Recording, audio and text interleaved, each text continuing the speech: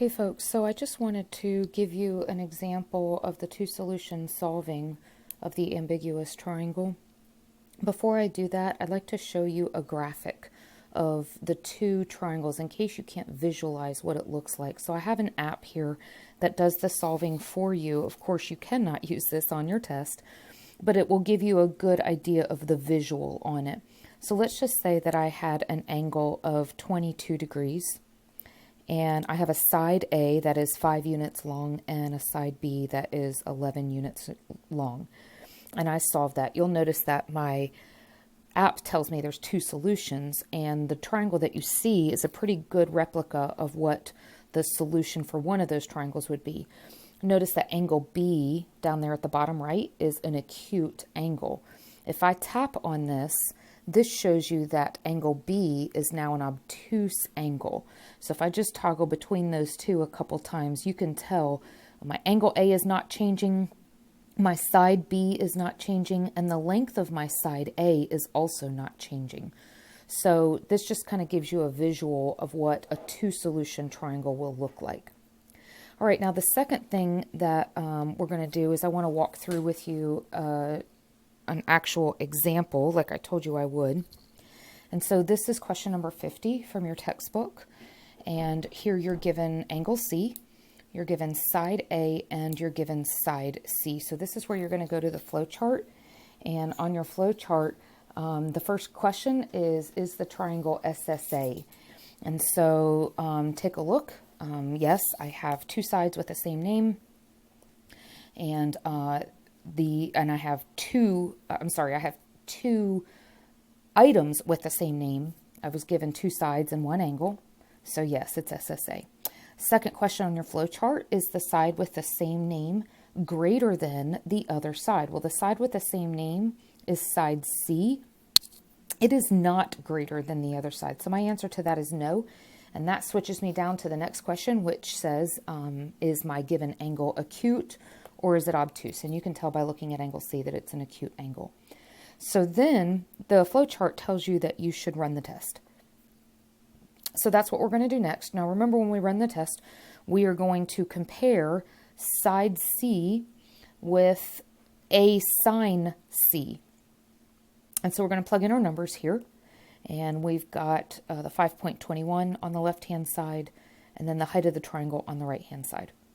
Plug that into your calculator on the right-hand side, and you'll see that 5.21 is greater than, and because it's greater than the height of my triangle, I know that I'm going to have two solutions here. So now I'm ready to just give you a bit of a visual of what we're looking at. I'm about to draw a triangle here. The first part of my triangle is just to draw the angle C. And then I'm going to draw my side C, its opposite angle C. But there's not just one of them, there's two of them. And then I'm going to just label my two side C's there. And I'm also going to label my side A, the other given side that I know, and I will label my two angle A's. And you can tell by looking at those two angle A's, one of them is acute, one of them is obtuse. So your flow chart says that you should go look for the acute angle first. So that's the very first thing we're going to do.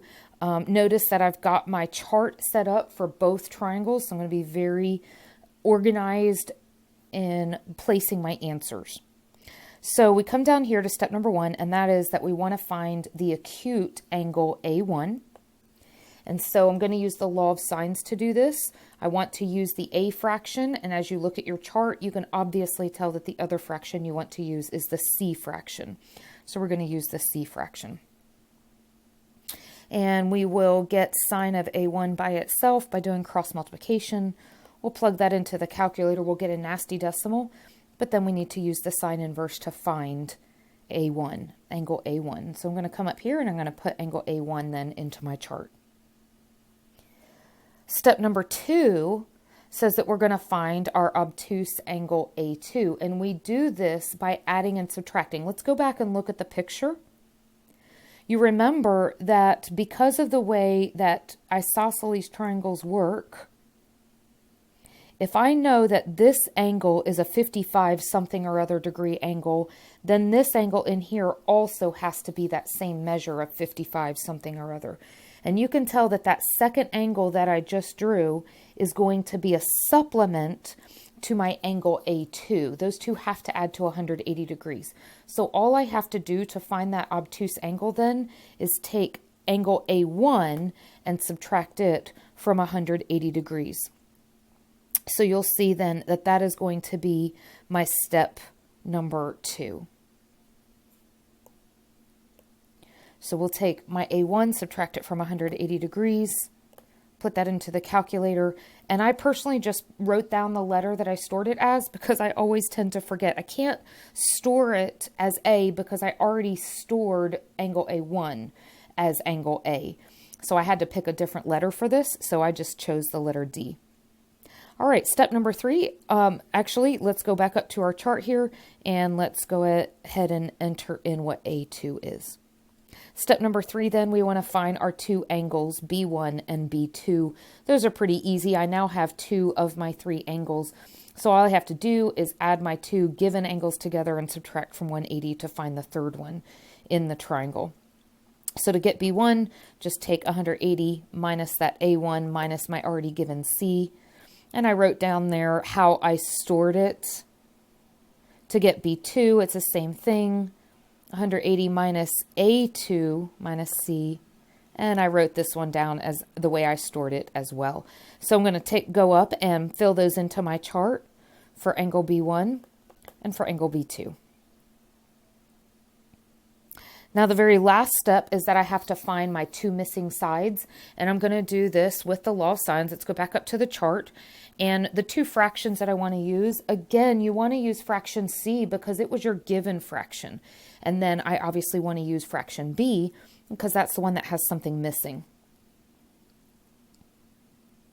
So the first thing I'm going to do then is to set up my B1 fraction.